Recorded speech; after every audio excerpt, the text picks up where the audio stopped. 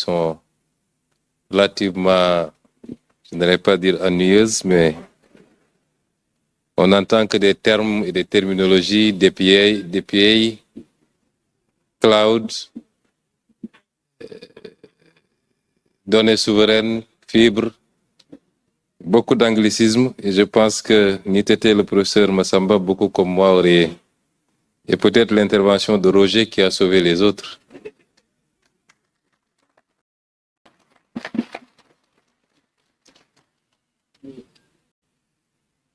Mesdames et messieurs les membres du gouvernement, honorables députés, messieurs les représentants des différents départements conviés à cette importante assemblée, messieurs et mesdames les partenaires techniques et financiers, distingués représentants du secteur privé et de la société civile, mesdames et messieurs. Il y a exactement un an, le président de la République, son Excellence Bassirou Diomaye Diakhar Faye, engageait solennellement le Sénégal dans une transformation sans précédent. Une transformation qui ne touche pas seulement un secteur, mais qui irrigue toutes les politiques publiques nationales. Une transformation qui ne concerne pas seulement une administration, mais qui réinterroge le rapport de chaque institution à ses usagers. Cette transformation, nous l'avons nommée le New Deal technologique. Aujourd'hui donc, je suis venu accompagner des membres du gouvernement pour rendre compte de ce que nous avons construit durant ce court temps et pour annoncer également les perspectives. Mesdames et messieurs, pour comprendre ce que nous faisons ici, il faut remonter à la source de notre politique, de notre action politique, qui est l'agenda national de transformation Vision Sénégal 2050. Cette boussole collective que nous nous sommes donnée organise notre ambition nationale autour d'axes stratégiques clairs et hiérarchisés. C'est dans son axe 1, une économie compétitive et inclusive, que s'inscrit l'objectif stratégique 9, je cite, accélérer la transformation numérique de notre économie. Ce libellé mérite qu'on s'y arrête. Il ne dit pas développer. On n'a pas parlé de développer la transformation ou le numérique de notre économie. On a parlé de transformer. On n'a parlé ni de développer, ni de moderniser nos outils. Transformation, un mot qui implique une rupture profonde, irréversible, des structures, des habitudes, des modes de fonctionnement. Le New Deal technologique est la traduction opérationnelle de cette révolution, construit autour de 12 programmes prioritaires, mobilisant un portefeuille d'investissement de près de 1100 milliards de francs CFA sur la période 2025-2034. Il est l'expression ferme d'une volonté politique qui se donne les moyens de ses ambitions. Mais l'ambition sans cohérence ne produit que du désordre. L'investissement sans harmonisation produit du gaspillage et l'innovation sans coordination produit de la fragmentation. C'est précisément contre ces trois risques que notre stratégie numérique a été construite. Mesdames et messieurs, la première décision structurante que nous avons prise en mars 2025, c'est-à-dire immédiatement après le lancement du New Deal technologique, cette première décision n'est ni une application, comme on nous a présenté tout à l'heure, ni une infrastructure numérique, mais plutôt un décret d'organisation, celui instituant un comité de gouvernance du numérique, le GOUVNUM. Pourquoi commencer par là? Parce que la transformation numérique d'un État est, avant tout, un défi de gouvernance. Qui décide? Qui coordonne? Qui priorise? Qui arbitre? Sans réponse claire à ces questions, chaque ministère avance dans sa direction. Chaque agence développe sa propre solution. Chaque administration construit ses propres silos. Et au bout du compte, c'est le trésor public qui paie la facture de cette incohérence. en temps perdu, en procédures répétées, en services inaccessibles. Govnum pose les règles du jeu. Sa mission principale est d'assurer la gouvernance stratégique des projets numériques de l'État en veillant à leur cohérence d'élaboration, à leur priorisation et à leur coordination afin de contribuer efficacement à la transformation digitale de l'État. Je voudrais ici insister sur la portée politique de ce dispositif. Govnum, comme quelqu'un l'a rappelé tout à l'heure, n'est pas une commission technique de plus. Sa présidence par la primature adresse un signal fort à l'ensemble du gouvernement que la cohérence numérique de l'État est une priorité qui se pilote au plus haut niveau de l'exécutif. Ensuite, le Conseil national du numérique, installé en octobre 2025, entre la nécessité d'accélérer la transformation digitale et l'obligation de garantir souveraineté, inclusion et sécurité, le Conseil national du numérique joue un rôle essentiel en ses qualités de veille et de conseil, notamment dans l'anticipation des enjeux digitaux et la promotion de l'innovation. Ce cadre stratégique de concertation que je préside moi-même apporte une aide éclairée aux décisions gouvernementales sur la transformation technologique et représente ainsi un levier essentiel vers une économie numérique prospère et durable. Sous le secrétariat du ministère de la Communication, des Télécommunications et du Numérique, il est composé de 20 membres, d'une éminence certaine et reconnue, parmi lesquels d'ailleurs le modérateur tout à l'heure du panel, d'une éminence certaine et reconnue dans l'écosystème numérique, qui répondent à l'appel à chaque fois que de besoin, et je voudrais le dire ici de manière bénévole, et qui peuvent également s'autosaisir afin de formuler des recommandations sur des sujets qu'ils estiment structurants et à fort impact pour l'État et l'économie numérique. Je les remercie pour leur engagement et pour la qualité de leur contribution.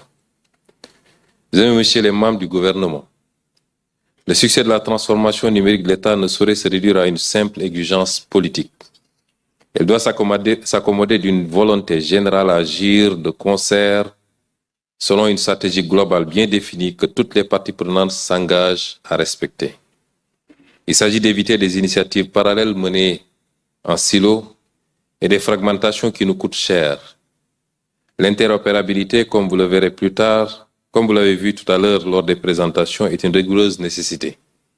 Tout à l'heure, j'ai taquiné M. le ministre des Télécommunications en lui disant que, en me refusant de présenter au milieu comme tout le monde, on fait une entorse à l'interopérabilité parce que ceux qui sont de dos ne peuvent pas me voir de face.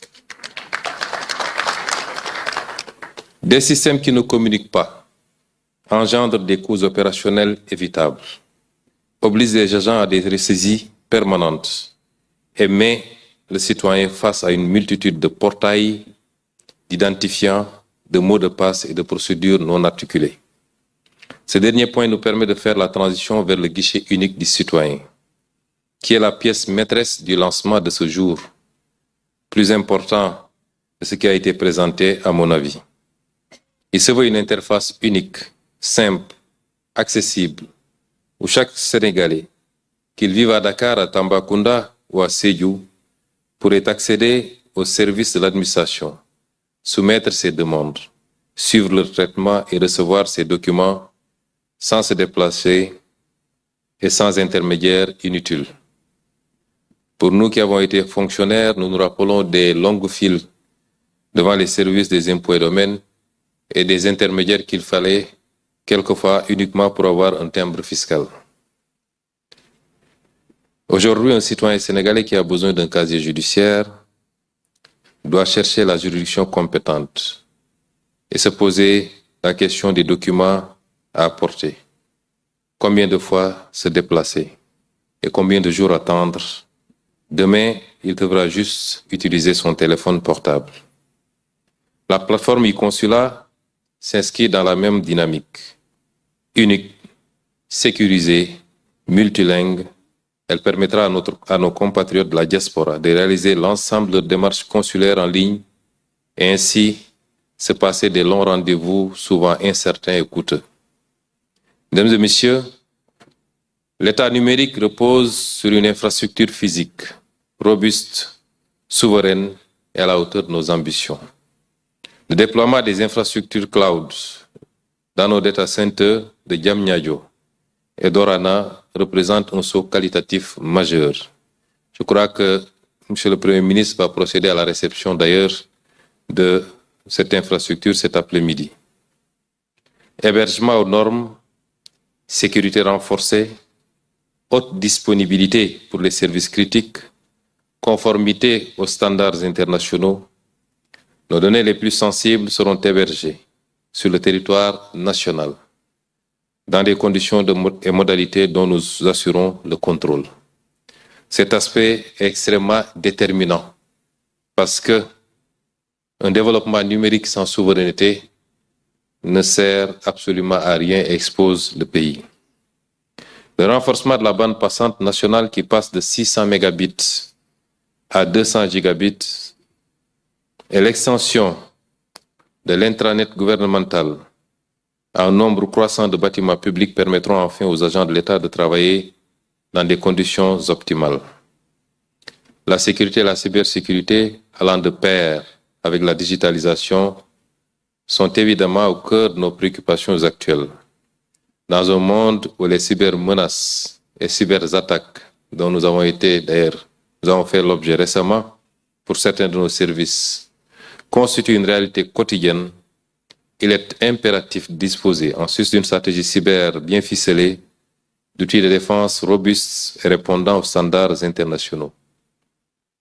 Dans un autre registre, aucune révolution numérique ne peut être tenue pour aboutir si elle laisse une partie des citoyens en marge. Par conséquent, nous lançons le projet de connectivité universelle pour les zones blanches, avec l'ambition de connecter gratuitement à Internet plus d'1 million de nos citoyens, 1 million de nos compatriotes qui veulent accéder à la sphère numérique. Ce chiffre doit résonner dans tous les esprits. Il nous rappelle que nos investissements ne sont pas faits uniquement en faveur des capitales et des centres urbains, mais une large place de la nouvelle stratégie numérique est accordée à nos populations vivant dans les zones les plus enclavées. C'est une question de souveraineté également, de présence de l'État. Jusqu'au mois où je parle, dans certaines zones particulièrement transfrontalières, il est plus facile de capter les réseaux de pays voisins que les réseaux nationaux. Nous avons également lancé le Startup Act et sa plateforme de labellisation qui ont fait l'objet tout à l'heure de présentation. Et le Sénégal dispose d'une jeunesse extrêmement créative. La présentatrice le rappelait, notre première matière première, ce n'est ni le gaz, ni le pétrole, ni le phosphate, mais bien cette jeunesse qui ne demande qu'à être encadrée, à être formée et à être employée. Cette jeunesse d'un talent technologique reconnu, au-delà de nos frontières. Ces jeunes entrepreneurs méritent un cadre juridique qui les protège, un écosystème qui les nourrit et un État qui parie sur eux avec conviction. Je voudrais rassurer Roger que les accompagnements sur le plan fiscal seront au rendez-vous, l'ont toujours été d'ailleurs quand il s'agit d'enjeux nationaux, et nous veillerons à ce que les mesures d'accompagnement dans le cadre de la réforme du Code général des impôts en cours soient établies pour ces startups. C'est notre engagement à faire du Sénégal une pépinière de champions technologiques qui devront rayonner en Afrique et dans le monde. Mesdames et messieurs, aucune de ces réalisations n'aurait été possible sans la confiance de nos partenaires. Je veux leur exprimer notre sincère et profonde reconnaissance et leur assurer que nous entendons continuer à mériter leur confiance. Remercier tous les partenaires, mais faire une mention spéciale à la coopération allemande, à l'Union européenne,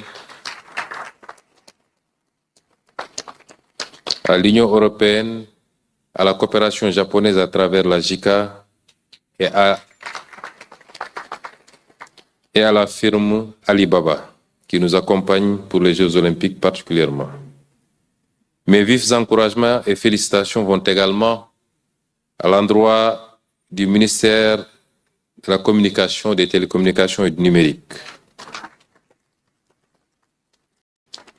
le ministre Alioune Sall et l'ensemble de ses collaborateurs pour leur sens de l'initiative, leur capacité à innover et leur détermination sans faille, chevillés aux objectifs du New Deal technologique dont ils sont les maîtres d'œuvre émérites. Monsieur le ministre, vous avez tous nos encouragements. C'est vrai que je suis obligé de vous serrer de temps en temps et de vous arracher quelques plumes pour que vous ne voliez pas trop vite.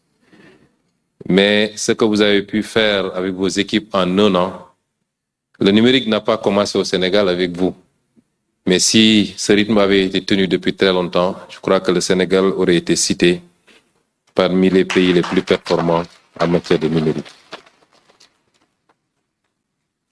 Je voudrais enfin conclure en revenant sur ce qui donne sens à tout ce que nous faisons. Derrière chaque plateforme, derrière chaque infrastructure, chaque procédure simplifiée, il y a un visage que peut-être nous ne voyons pas. Celui du jeune diplômé de Malem Hodar qui cherche du travail et qui peut enfin accéder au service de l'ANPEJ depuis son téléphone. Celui de la femme de Podor qui bénéficie de la protection sociale parce que nos systèmes sont désormais capables d'identifier sans qu'elle ait à prouver ce que l'État sait déjà. Celui de l'entrepreneur de Saint-Louis, dont le start-up labellisé accède à des marchés qui lui étaient fermés. Celui du Sénégalais de Lyon ou de Washington qui renouvelle ses documents consulaires sans poser un jour de congé. C'est pour ces citoyens que nous réformons. Ils attendent un État cohérent, un État dont les administrations se parlent, un État dont les services se retrouvent au même endroit, un État qui ne leur demande pas 2 fois les mêmes informations, a fortiori plus de 2 fois. Cette cohérence est notre responsabilité collective. Elle ne peut être déléguée au seul ministère du numérique. Elle doit être portée par chaque membre de ce gouvernement, dans chaque décision d'investissement, dans chaque choix technologique, dans chaque projet de digitalisation sectorielle. J'y veillerai personnellement avec la plus grande vigilance. Le New Deal technologique n'est pas un programme, c'est un engagement. C'est un ensemble, et c'est ensemble que nous allons le tenir pour un Sénégal numérique, souverain et inclusif. Je vous remercie de votre attention.